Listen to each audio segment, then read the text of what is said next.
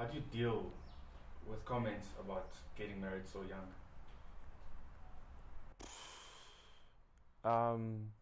I don't think much of it, to be honest. I think the decision I made to get married was one I made myself because I was the one who was going to have to follow through with the whole marriage thing. I was going to be the one who needed to be a husband now. So it wouldn't, the whole time the decision wasn't based on what anybody else thought or anybody else's viewpoints. Obviously, getting married is a big thing, and I think you need to obtain the right type of counsel in order to follow through on being a husband, on doing the marriage thing in the right way. So, in that sense, we made sure to just have our marriage counseling, ensure that we got the right input from the right people to ensure that this works, and that we work together. So, yeah, I think you need to apply wisdom with the comments that people will be making, especially with being so young, getting married. Other people are like, that's not how we should be moving at this age. And I mean, I kind of get that, but at the same time, people need to understand that we're all living our own lives in as much as we are living as a generation together. And at the end of the day, I think that's something that you need to realize, make decisions for yourself that you yourself can be at peace with. How have you both remained married for this long? 25 years. What's the secret? Our secret has been, first of all, we have founded our love on Jesus. That's the most important thing for us. And the trust, the friendship is also the most crucial one. The understanding, the cooperation. Yeah. I can say the friendship and the understanding that make our marriage work. Please share some stories about the challenges of making each other a priority whilst raising a family. I think the beginning of marriage. Because you guys had a child, like not even a year. Well, almost 2 years. Yeah, and some months. A year and a couple of months. Yeah. So when our first child came,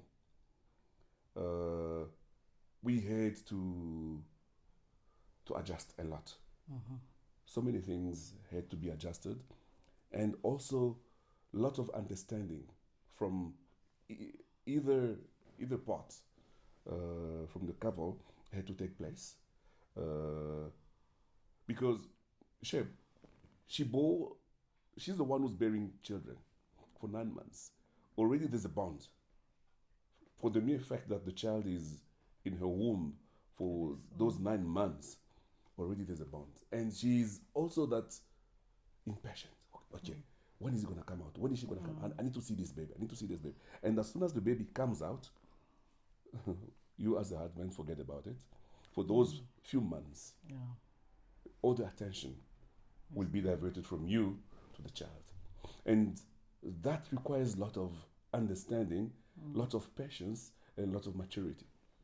Otherwise, the child that is supposed to bring joy in the family will bring division and will bring unnecessary fights. So for us, thank God we had people who advised us and helped us, and we were prepared for that. And this is something that a lot of newly married people, young people, need to be aware of. It requires preparation. It requires understanding. Yeah, and what I can add on that, especially for the wives, when they've got the first child, I think they say the child is so small, he doesn't understand, doesn't know anything.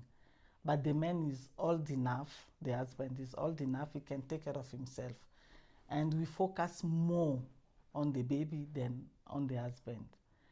But to help that situation not to become a fight, for the first week, the husband also must understand, because the wife wants to adjust, take care of the baby, take care of the husband, take care of the house.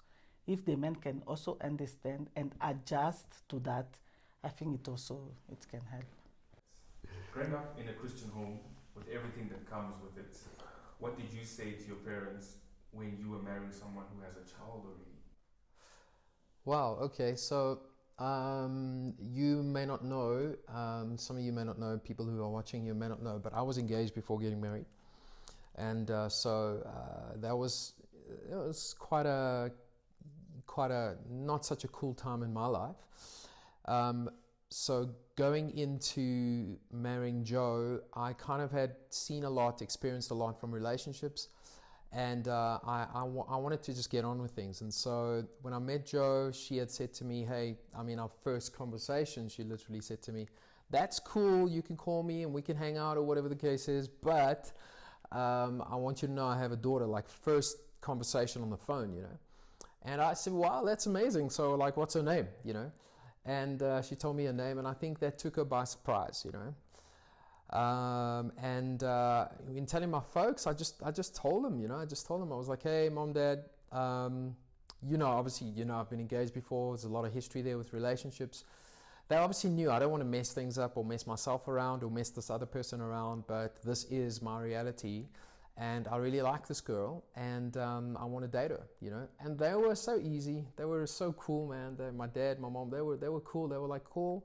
And I think, parents, they've seen and experienced stuff in life, and so they're aware of, just life comes with stuff, And we've all made, I guess, certain choices, and we make the best of it, Yeah, mate, yeah.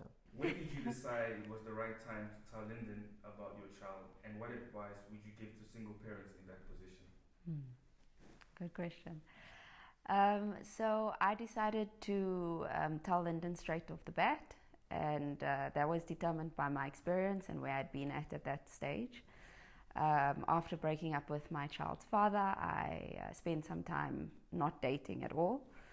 And then I did go on a couple of dates. In between, I also read Steve Harvey's Act Like a Woman, Think Like a Man. Yeah.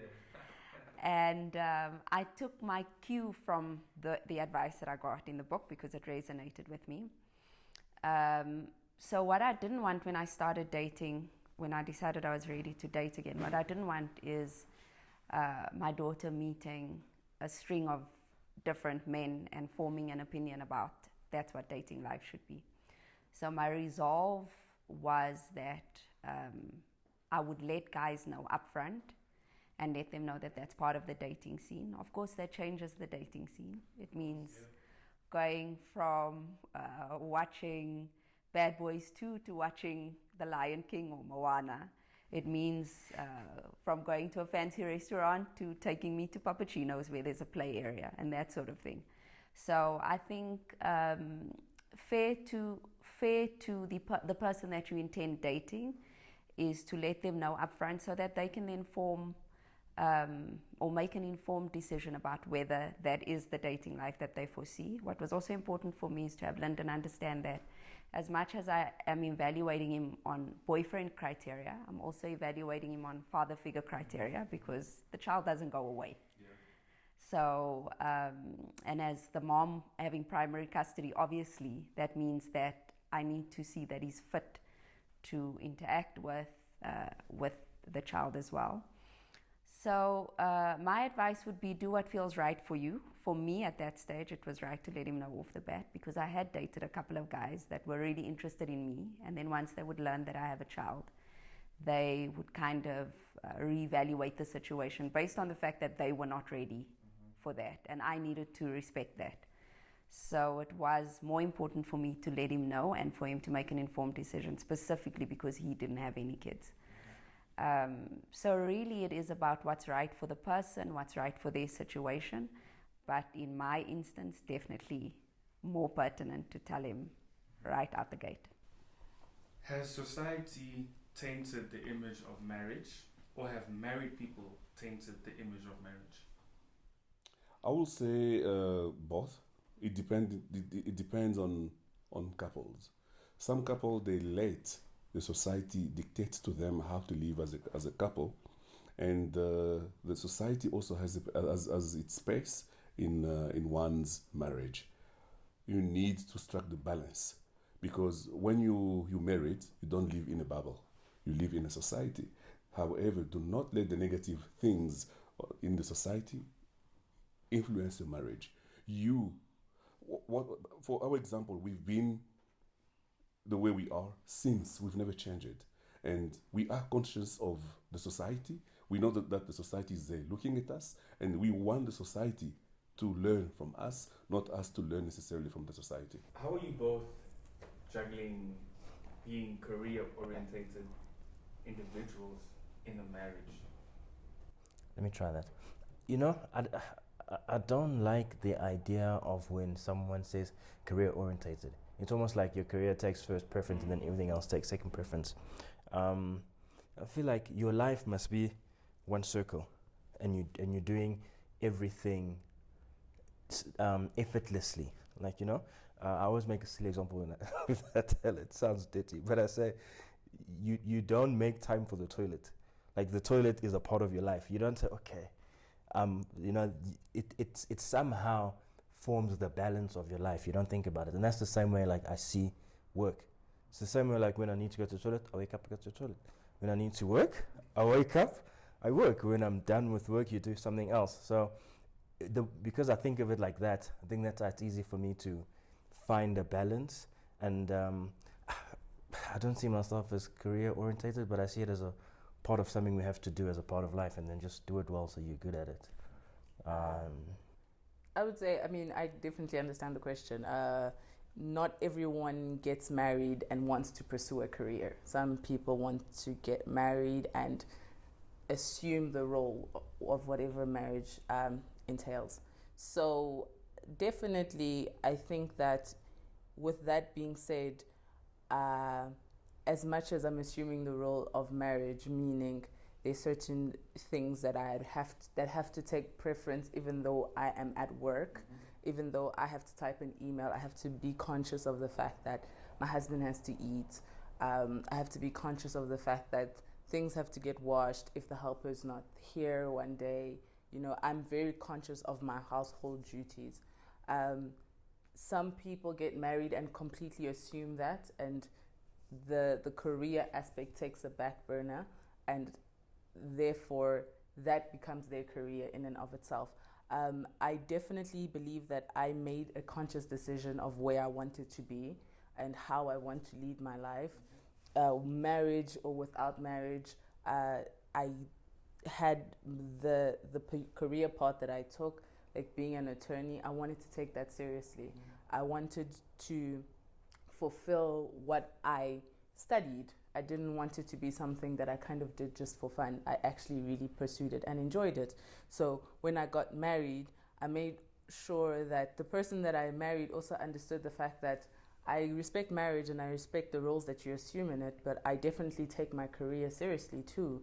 And I'd want that to be taken seriously within the household that I'm in. So you have to make a conscious effort, because if you don't, no one's going to make it for you. No one's going to make your job important for you. You need to do that for yourself.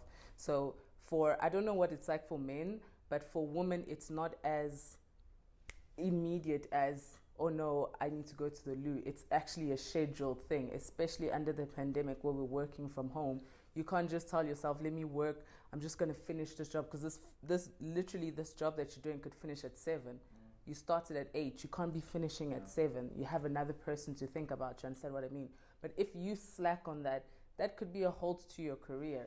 So you need to make that conscious decision. You need to make the job application. You need to also voice to your partner that this is where I want to be. So if you see a job application, please send it to me.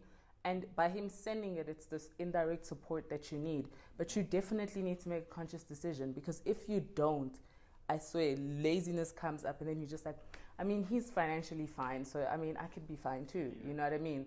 But for women, I definitely believe, and I'm living the experience of having to make a conscious decision about my career. Today we're in a world where there's a lot of independent women and this and that. So I want to know, how does an independent woman become a wife? Oh, that is such a loaded question. First, we have to break down what independence means. I think that independence is many things. It's what you understand from it. I don't believe that independence necessarily means you have a car, or that you have your own house, or that you're financially free. So then I would not classify, I don't know if that question is asking me how me as an independent woman became a married woman. I do not consider myself an independent woman. I believe that I am still dependent, but I think marriage is of God. And when you're ready, I think things just happen that way. But definitely in my dependence, I have independent aspects of thought and of doing things, and yeah. But how, I can't tell you how, because marriage is not something that I made up or that is from me. But I definitely think that when God believes that you're ready, and when the right person is in front of you, independence or dependence does not matter. You'll get married. Yeah. What did submission mean back then, and what does it mean for you now? Has it changed, submission? Submission hasn't changed. As Jesus said, the wife must be submissive. It's still the same. Nothing can change it. Submission, it means understand your husband, make him happy, and try to not fight with him, or try not to take his place to be the head of the family. So first, let me relate a quick story that I can say about submission.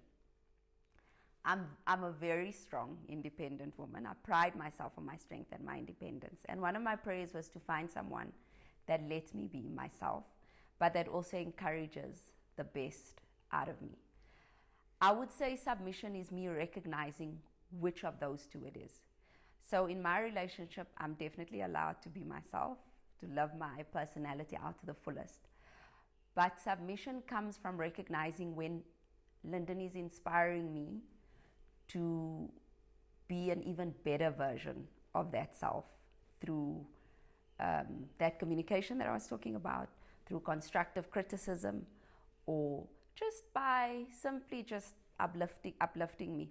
So it's basically the disparity of me wanting to do my own thing all the time versus recognizing that what he's saying is for my betterment. And then maybe not being in complete agreement, but recognizing the intention behind it. That for me is when I will submit to what he wants. What's easy about the submission is that Linden is submitted to God. So it's always easy submitting to a man who is submitted to God, because you know that what he's hearing is not always carnal, but it's spiritually inspired. And what's a good compass for me as to whether we're submitting, whether I need to submit, is when what he's saying aligns with what the word says. So God predisposes the submission with a verse that says, love your wife. I'm loved, so it's not that hard to be submissive. I don't see submission as a weaker or a subservient type of need for dominance over me. I see it as something that I do with God daily when I say to him, thy kingdom come and thy will be done. Same thing. And that doesn't always mean Linden's will gets done. I challenge him. But like I say, the submission comes from recognizing that at the end of the day, when he does have a difference in opinion, we're working towards the same goal. I think, okay, submission, I don't know, for I don't know how religious we can take this conversation. For me, submission has become a word that's used, colloquially and very secular, in a secular mean, when the basis of it isn't secular. Do you know what I mean? In the essence of it, it's submission comes hand in hand with love. So if your husband loves you and you submit to him, and love is all encompassing. So once I witness the love, I submit. I cannot submit without love. Do you know what I mean? And I think that sometimes as women, people become feel oppressed because there's no love. So submission feels like a burden. And for me, submission is only a burden if you feel like I'm not being loved. Otherwise, submission is like, to me, if I had to make it very plain, it's like when your mom tells you do the dishes. You're not going to be like, when was the last time this woman loved me? You know? You just do it because you receive love from your household, you receive love from your mom. So it doesn't feel like an oppression. It feels like a reciprocation of the love that you feel. But if you were in a household where you were mistreated, anything they ask you, take out the bin, whether it requires effort or not, will be met with rebellion because you do not feel like the effort that you put in or the love that you want to receive is given to you. So to me, that's how simple it is if you have love, if you give me love and I feel the love, submission's easy. You know, we're living in a time where everyone is talking about submission and being led as if it's this foreign concept or if it's this dominating concept from a male's perspective. How do you lead your wife in the correct way? Through love, man. I think that's what it's all about. It's just letting love lead, because that's how God wants us to lead, not necessarily our wives, but each other, is through love. And I think anything that is done in love and rooted in love will always be good. So when it comes to these issues regarding submission, it's important to first understand whether or not your actions are being rooted in love. And if they are being rooted in love, then you can be at peace knowing that you two will both meet common ground, you know? Because I think so long as you're communicating that love through your actions and the other person is receiving it in the same way that you are giving love through the communication, then I think you can't go wrong, eh? Remember, marriage is not, it's not like in army. Yes, we are married. Yes, I'm the head of the family, but I'm not the boss. I'm not a dictator. I'm a leader, and a leader shows direction, and her as my wife, her role is to follow. But however, she's not supposed to follow me blindly, because I might think I've embarked on the correct direction. In the meantime, her with also, she's not dumb, she's not stupid. She can think, and if she sees that the direction we're taking or the direction that our leader is showing to us to take is wrong, she will make me understand. She will make me, and it has happened on some occasions. I say, oh, maybe you're right. We're not going to do this thing. So first of all, I think that the whole submission thing over time has been misaligned, has been abused, you know, and you know, one of the scriptures that come to mind, I think it's in Ephesians, it says, dwell with your wife in understanding. And happy wife, happy life. Hallelujah. And you know, when you understand and try to, you know, just understand and understand her. She's it's amazing when I do go the extra mile and just go, okay, cool, babe, I'm just going to listen. I'm just going to understand how the very response I wanted, or the very submission, as we were talking about, I wanted, happens as a natural overflow from me just listening, me understanding, me engaging, you know. And so I think submission has a lot more to do with us understanding as men our brides, us understanding, laying our lives down as God lays his life down for us. We laying our lives down for our brides, and this scripture, it intertwines all the way, you know. So I think, you know, for me, that's what I think submission is. Sometimes I'm like, okay, you've got to get this right now. And there's that approach, which I think is not always the best approach. But then there's okay, cool, let's talk about this. Let's communicate. Let's relate. Let me understand, you know. And from that, I think I found personally in my marriage that things go just a lot smoother. And there are those times where we need to go, okay, cool, now listen, this is really, you know. But if we're coming down as not speaking in the right way, or speaking harsh because submission means I'm the man and I've got to, already that approach, you've already lost the person, you've already lost engagement with the person, you know. So I think we have a big responsibility as men in our marriages, and it's amazing. We think try harder, but it's actually not. It's just chill more, listen more, relax more, understand more, and it's amazing when we start to do that. We actually enjoy it. We actually enjoy ourselves. We enjoy each other. We enjoy the relationship. You know, and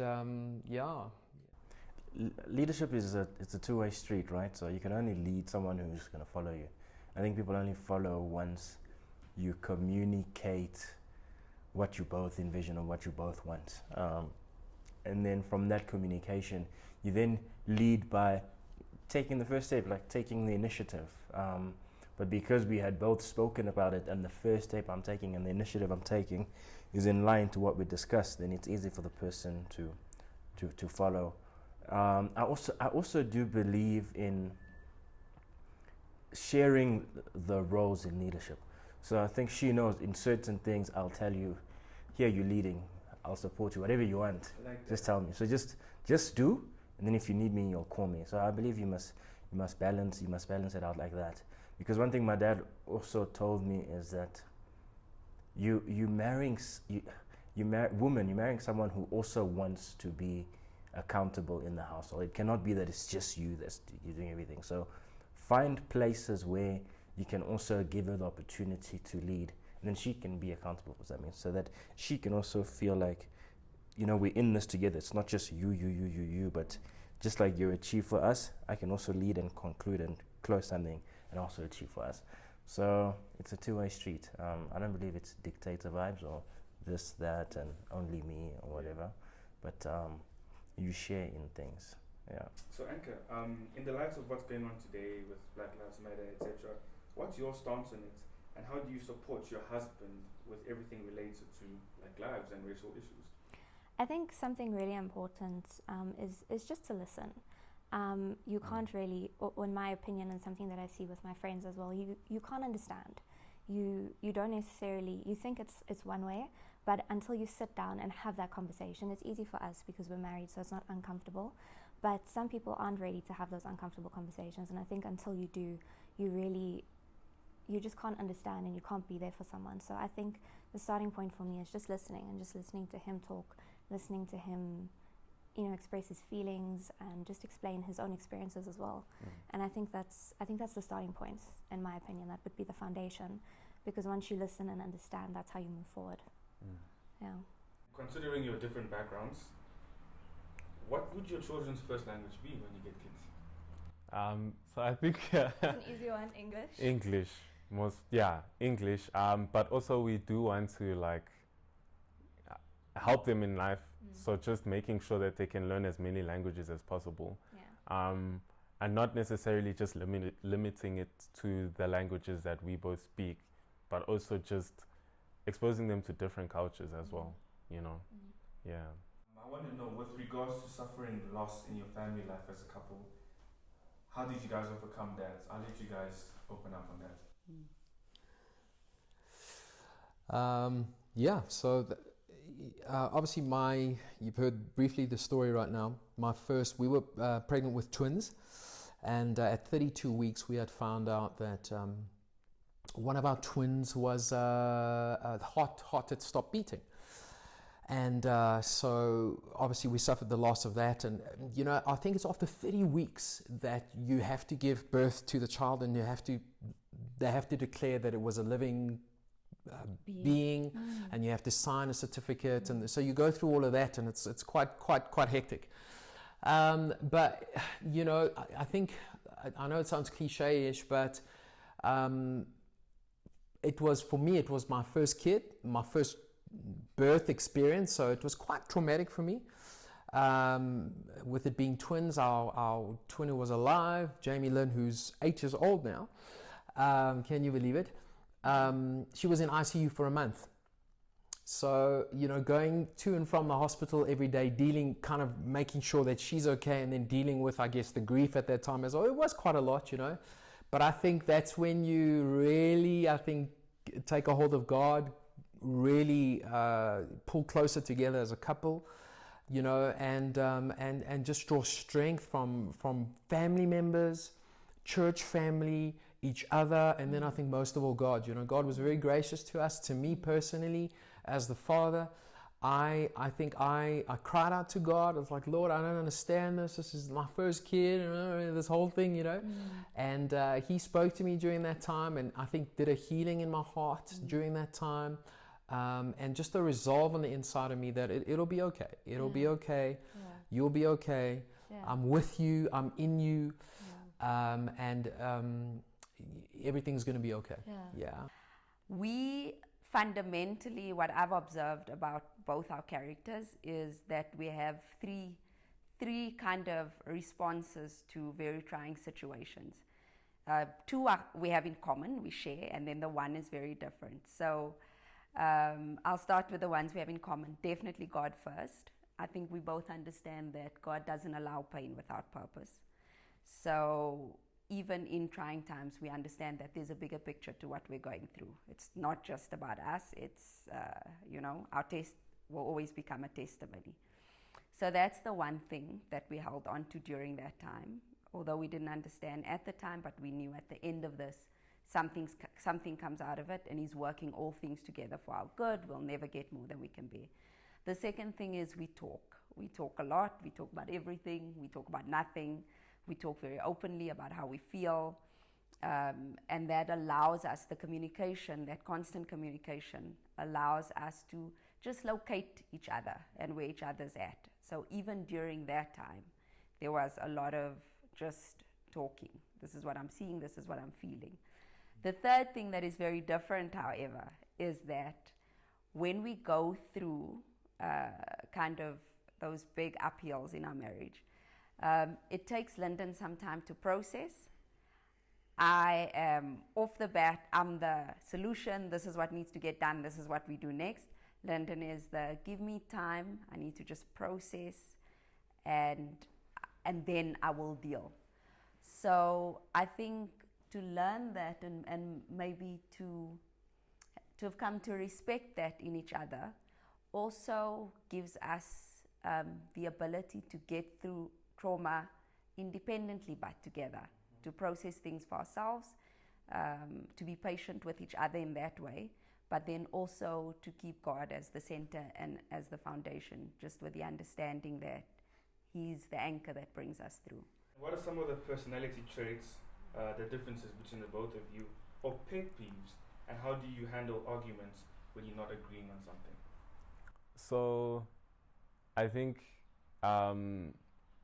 with regards to like the personality differences, I think it's so she's a talker. She can talk for like days, man, days and days. Whereas I'm the type of guy who'd be like, if I'm gonna tell you a story, it's ABC. That's all it is.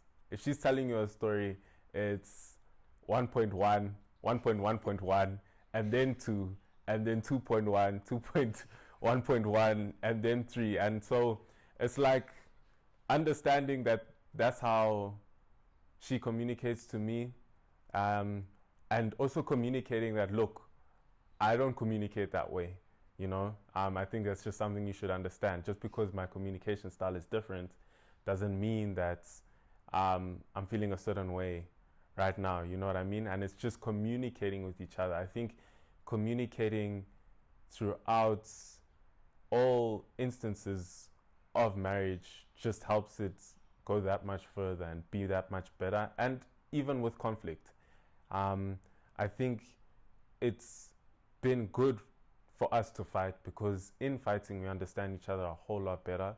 We understand how to overcome situations, and also just learning how to be with each other and around each other. You grew up with both your parents and stuff. You grew up with a single mom, and you sort of had a clear example about marriage and the highs and the lows and the good and the bad and stuff.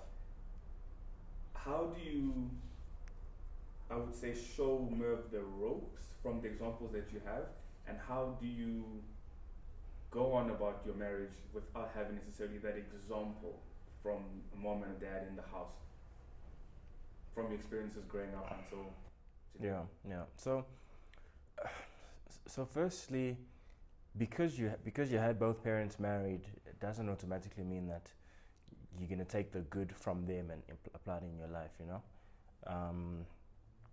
So in this instance, yeah, fortunately I did, which is good. Now, it's a bit of like what Murph said. You cannot expect what you saw with your mom and your dad to bring that and just dump it in this home and think it's going to happen like that, because she wasn't there. So instead, it is taking a mix of what I went through, a mix of whatever she went through, and then finding a balance in what we know will work for us. But it's also the openness in mind to always remember that she may not see it like this because she wasn't there where I was. Firstly, I just want to say, I don't believe that the fact that you came from a single-parent household means that you're lacking in understanding the relationship of a married couple. Just to give you background, my mom is one of two of her siblings that lost their husbands. So everyone else, and she has 9 siblings, everyone else is married, right? So all our cousins come from a household with mom and dad. So I had many representations of a functioning, loving, marital home, right? I lived with my cousin in Lubumbashi for like 6 months, and they were a functioning household where the dad's an engineer, the mom's a doctor, and I saw that functioning very well. But the one thing for me that I took from my family and seeing marriage work in my family was that you can never undermine the other person's voice. So that's for me, when I came into marriage, it was categorical for me. I am not being undermined. Like, I don't speak a lot, but I will just show you that no, that's not going to work for me. Do you understand what I mean? So in every situation, I believe marriage is definitely not about where you come from, but the lessons that you took from where you come from, right? So I do not find the fact that I only had my mom as a problem. I feel like that made me stronger as a woman. My mom taught me everything that I needed to get prepared for where I am now. I do not find myself lacking. So I take everything that I see around me and the interactions that I saw around me as a lesson of how I want to be treated in a household. I don't condone the fact that, and I know it happens a lot in our society, where people they basically like look down on you because you don't have a dad, or you don't have a mom, or you feel like you're less than. And I never want people to feel like you're less than because you're coming into a situation where you don't have the authority of a dad that will speak to the dad of the other side. Do you understand what I mean? You must be wholly confident with the education that you received, you know, knowing that you're lacking in nothing, knowing that whatever you didn't get from a physical father, you made up in a spiritual father, or someone that was a father figure to you. Do you know what I mean? And I've had great father figures in terms of speaking to. I think I've had a great father figure in my uncle, Totonkons. He was literally like a dad to me in terms of a spiritual father and of someone that's just supporting you. Do you know what I mean? So for me, I don't know. I think the question of being shown the ropes, to me, has nothing to do with being shown the ropes, but has to do with communication of what you expect from the partner. And I'm not my mother. So the things that my mother endured in her marriage, if she had to tell me, no, do this in your marriage, it might not work for me. I'm like, Mom, that won't work for me. I'm not you. The things that his parents had to endure might not work for us because, I mean, we're not them and we don't know what they had to endure. So it's about what you want from your partner in the situation you find yourself in. But please do not find yourself lacking in anything. We always hear that trust is important in a relationship, but what does it actually mean in the eyes of married people? It's everything, really. You know, it's everything. Do I trust you with my heart? Do I trust you with my emotions? Do I trust you with my dreams? Do I trust you with, with how you treat the children? With it's with my life. You know, and I think that trust is, I think it does need to be. Obviously, you're marrying each other, but it does need to be earned. Respect, trust, openness, honesty. And when you're living with a person, I think you find out really what what the truth is, about the person, or about the marriage, But I think trust is an ongoing thing. You get over some certain hurdles, and then there's more hurdles to get over, and and it's an ongoing thing, I think something that I think continually has trust for our relationship, I think, is a lot of communication. It's obviously got to do with knowing your partner. So I'm calling you to just let you know, hey, this is what's happening. This is what I've thought of. Just letting you know, I haven't forgotten about that. And it's what do they say? Putting in the bank account. Putting your trust deposits in the bank account of trust. Love deposits, trust deposits. And I think that where you can go. No, I know my wife. I trust her. I love her. She's got my best interest at heart.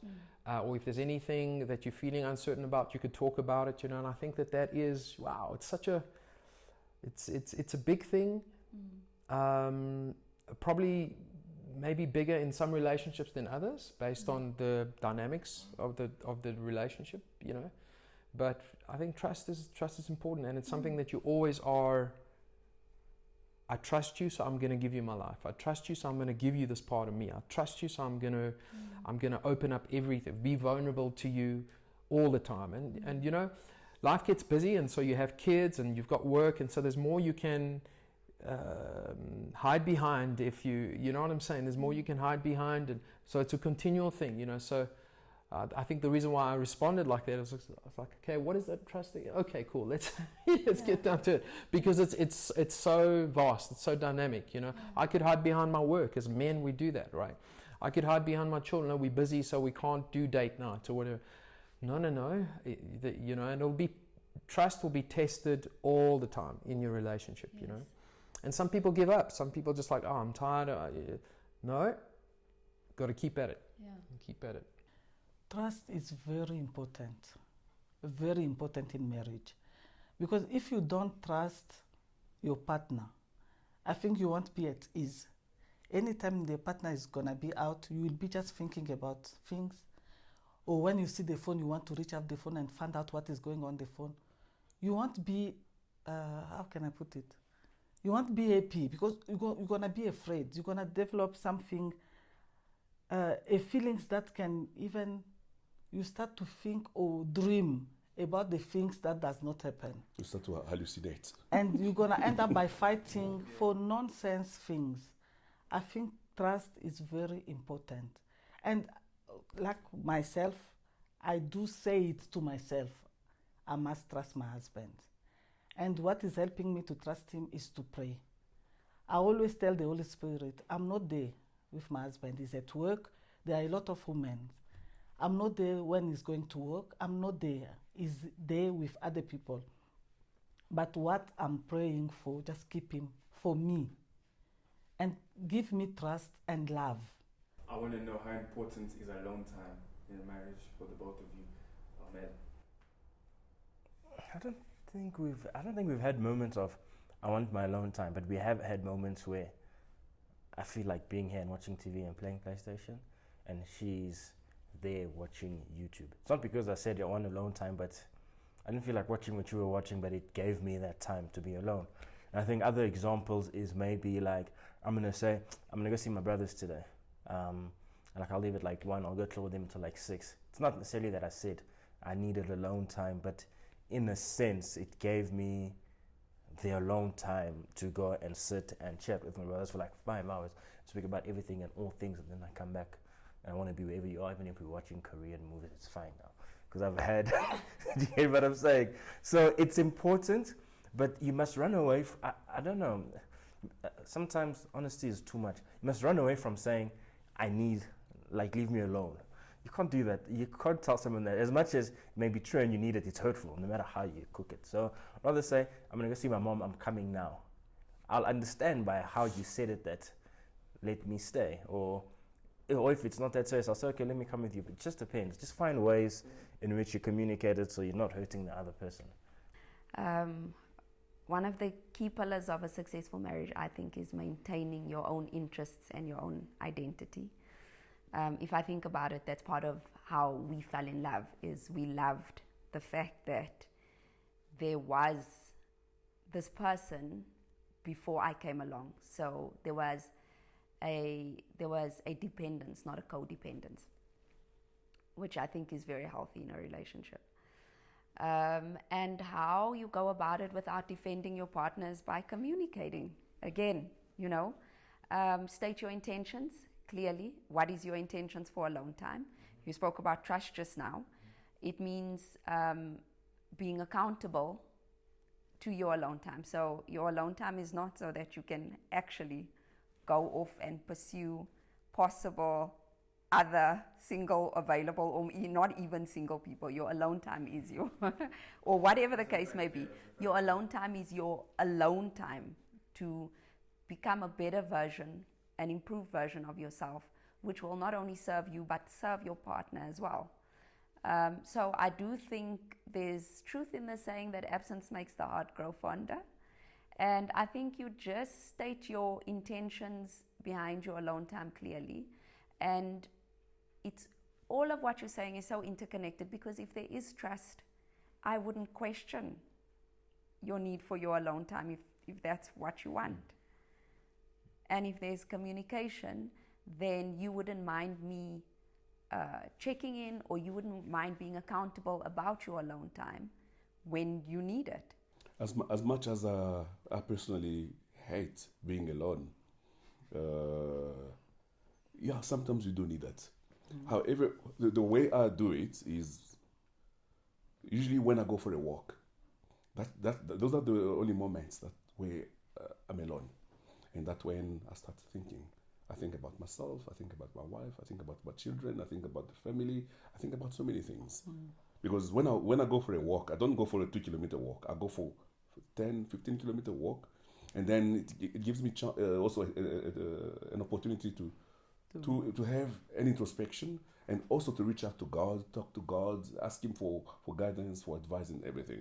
And but for me, I think the most important thing is to be alone, 1 out of 10, and to be next to her, 9 out of 10.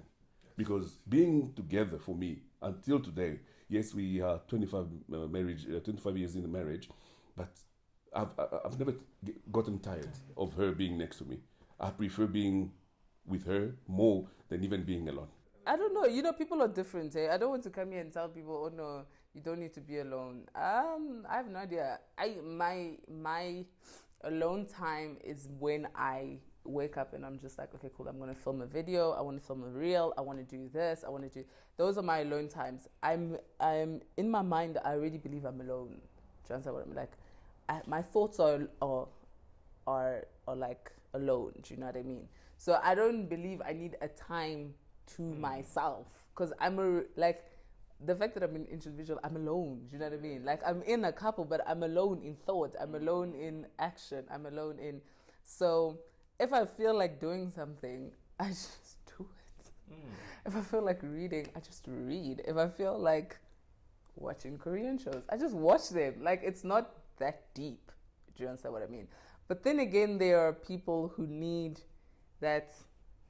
It's too much.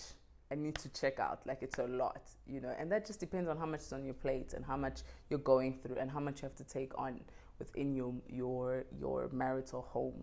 And if you need to check out, or you need to just do something and you're like, oh no, babe, I'm going to do this, you don't necessarily, as Ormel said, categorize it as alone time, but you just take that time to do whatever it is you wanted to do. Yeah, and that's, for me, is it important? I mean, it's as important as you make it. That's for me. As singles, we assume that the flame diminishes or eventually diminishes once you're married, because I've been married for 10 years. How do you both keep the flame burning that consistently? I'll answer first. So you're right in saying that it's 10 years September. Yeah. And I think that, yay, yes, yay, yes. It's not a bad thing, that's an amazing thing. It's an amazing thing. 10 years, 10 years, bub. Is that a decade, eh? Yes, yeah, it's a decade. Look, I think you've got to choose to continually fall in love, continually be in love, continually have date nights, continue to just make each other a priority. Speaking, I love one of my love languages is quality time. I fall in love with my wife more when we're talking and communicating. That's one of the main reasons that I think we fell in love. Is talking, communicating, relating, doing things together that we enjoy. We're often, thank God for grandparents, because I often, at least once a month, call and say, hey, could we just need a date night, we need time out. Yes.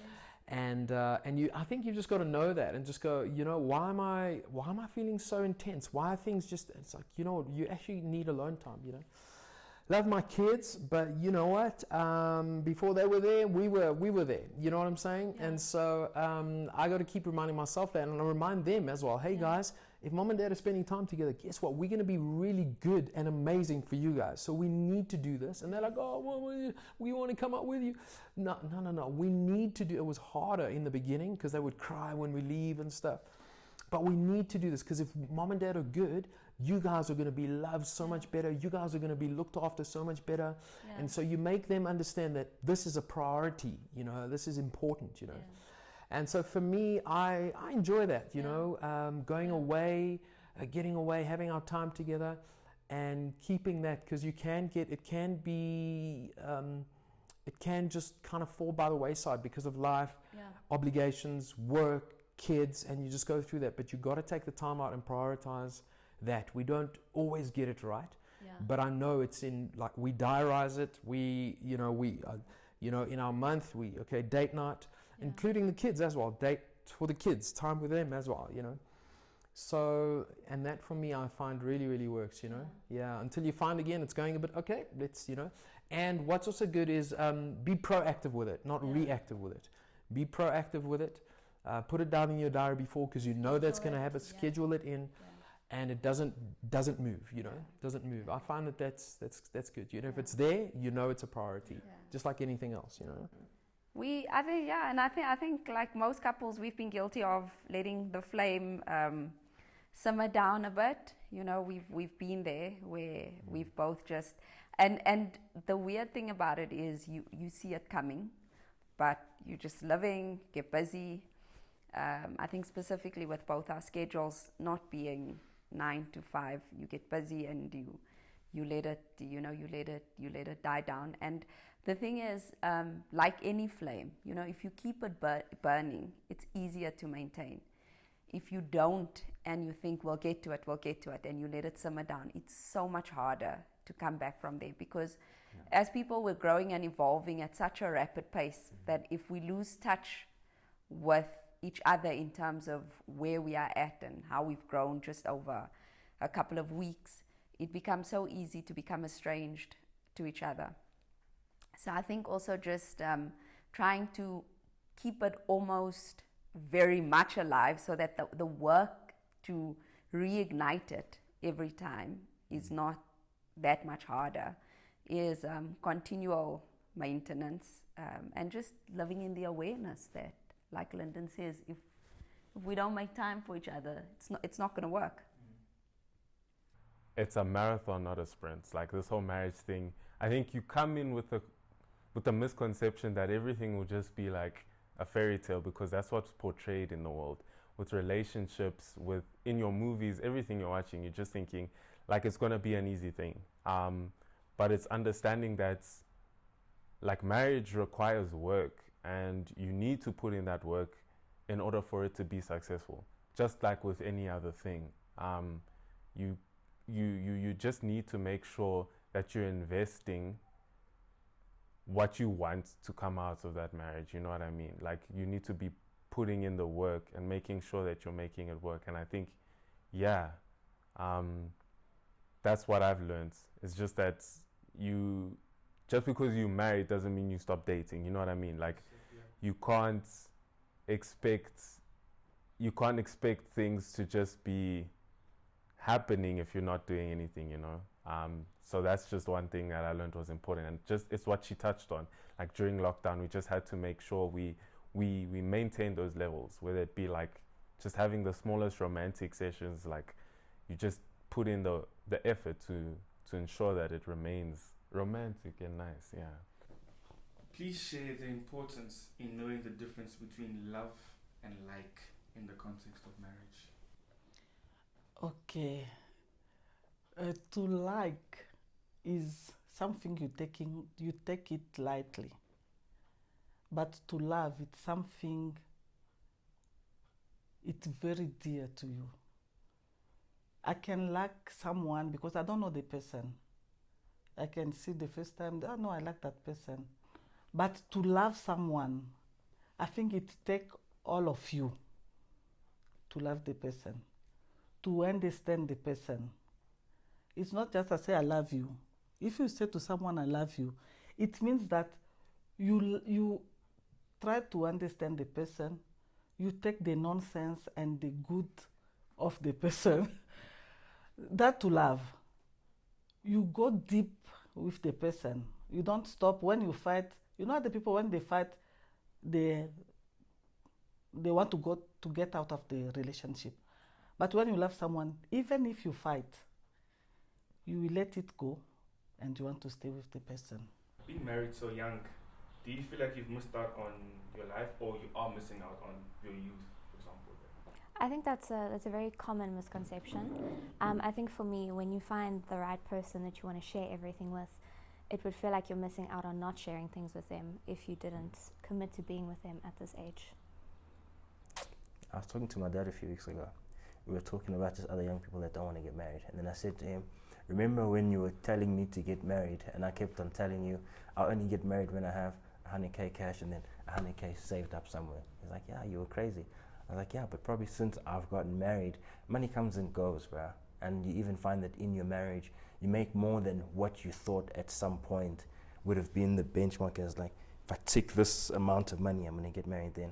Nah, dude, I don't believe that. You end up making a lot and if more money as you grow up.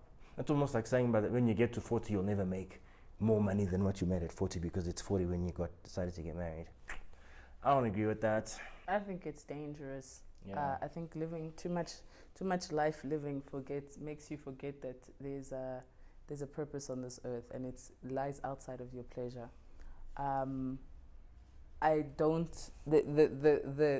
think the scariest thing about living your life makes you believe that marriage is not a life being lived. It makes you feel like marriage is living for someone, but that's really our purpose on earth, is to live for other people.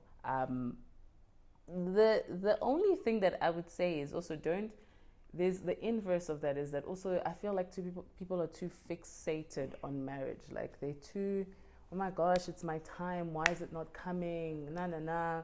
I just feel like it's too much, your thoughts are too consumed by marriage, you know what I mean? Like be on the journey of making the best out of your situation and like moving your heart towards people and doing what fulfills you in life, at the same time not forgetting that you're here for a reason and a purpose, and to multiply and all of that. That's perfect. But don't be consumed by it. Don't be consumed by marriage. Don't be consumed about the fact that my biological clock is ticking and I need to have a child. Don't be consumed by the fact that I'm not where I am supposed to be in terms of money. You're so consumed about everything that has to do with you that you start to believe that like life is about your gratification, which it isn't about, you know? So I just think as young people, we all about me time and self-care and my thoughts, and I have to align my thoughts and my spirit and my thingy and we want to be too aligned. Like there's like the only time that you're built is through when you go through pressure. Like when you go through pressure, that's when your character is built. But if you're trying to like make your postures as green as possible, how are you going to build your character? So no, don't also go out there and live your life. Live well, but have a purpose and a vision that lies outside of your gratification and your enjoyment. So. You can even live your life in marriage. Marriage is fun, guys. No one must lie to you. Yeah, you can. I think it's cool. For the most part. Like it's fun. There's no not like. I don't think there's something that I'm not doing that I would have done like had I been single because I'm married.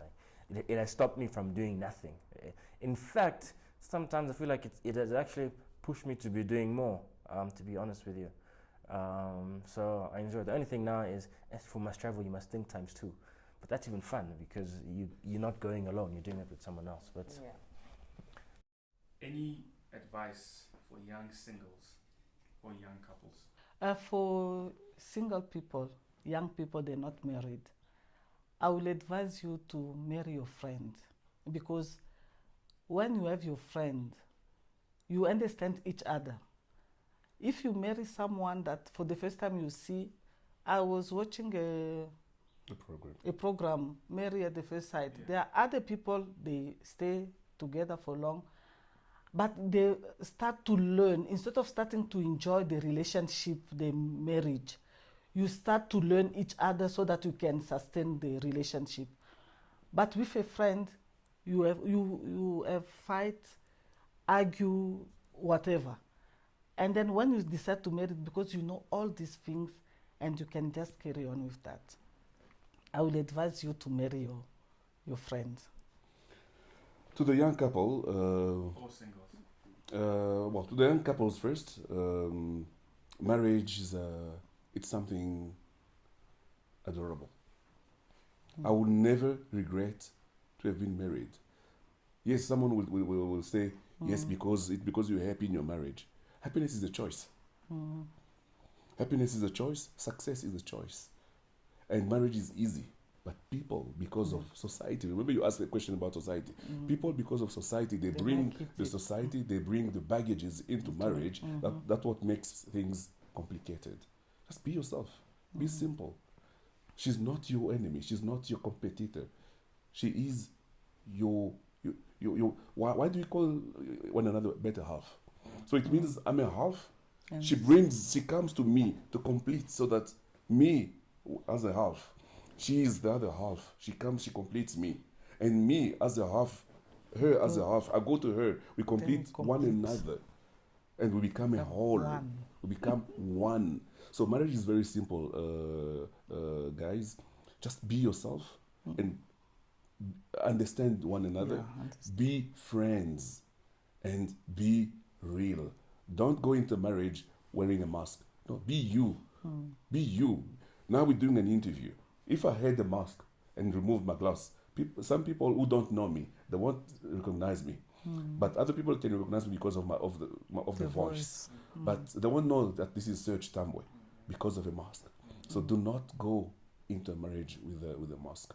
And to the singles, I would encourage you to aspire to get married, because there's complementarity.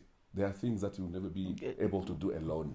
You need someone to be there to help you achieve some of the things in life. When you were dating, who said I love you first?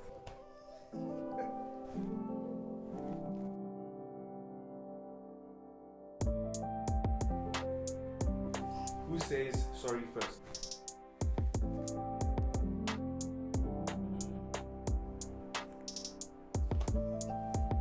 Who is more romantic?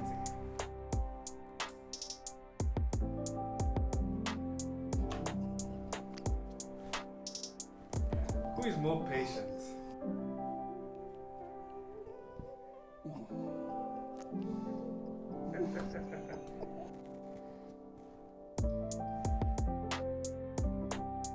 Who is the funny one?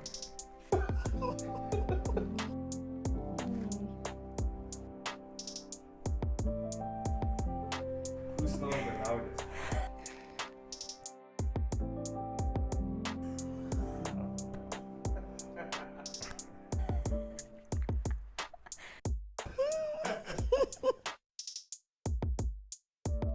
Do you think there's a formula for marriage? I think there's no easy answer to that question. I think there's not necessarily a formula. I wouldn't call it a formula, but there are certain things that you should do in every relationship. Of course, it has to be specific to the type of relationship. I think one of the first things I would mention there is that you need to know your partner's love language. You need to sit down, you need to talk, and you need to know how they feel loved, because I know for us it's two very different things. How he feels loved is not how I feel loved. And often what happens is I will show him love in my love language and then think that he feels loved, and vice versa. And I think that's where a lot of couples can bump their heads, because you need to know what it is your partner wants, not what you want, and then put the effort into loving them in the way that will make them feel loved. What is our formula? God. God is our formula number one. God is our formula number one, and our second formula is our friendship. I don't think there's a set formula. It's just this knowing, I love this woman, and how's it feeling? You know, how's, you know, what do you feel? I agree. I think, like any scientific experiment, I don't think you can attach yourself to a certain outcome. I think there are certain common strategies and key ingredients that will give you a most desirable outcome. If there was a formula, then we'd all copy paste it. Like, it's exactly how the formula for pi, you already know. In order to get that hypothesis, you add this, you get that. Like, we'd all be here, like, thriving. Like, oh my gosh, how's your marriage not working? Copy paste this formula, it should be fine. There's definitely no formula for marriage, because, I mean, if your fingerprint's different, that formula won't work on my equation. So, no, there's definitely no formula for marriage. You make it what you believe is great for you.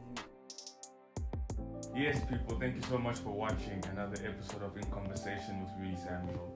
I just want to shout out the 4 couples that came on and, you know, shared some of their stories, some of their experiences, and gave us some advice, you know, to keep the fire burning if we're married, and if we're single, what to expect in marriage. It's the month of love, baby, so we gotta enjoy, we gotta show love as much as we can. Don't forget to like, share, subscribe, and shout out to Leonie at the back of the camera. And I'm Rudy Samuel, and I'm signing out.